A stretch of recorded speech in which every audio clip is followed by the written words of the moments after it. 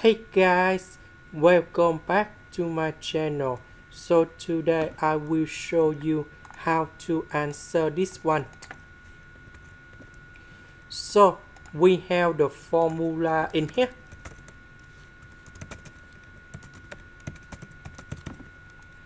So I will put this one go inside this one. So this one that is about number 4 sine x squared cosine x squared. Next,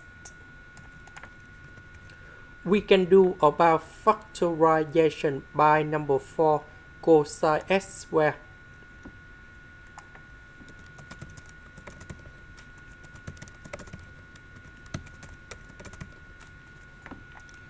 So we know that this one that is about number 1,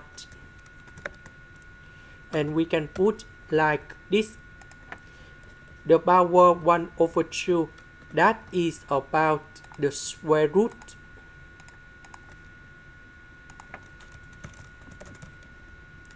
The square root of number 4 that is about number 2. This one that is about cosine x. This is the end.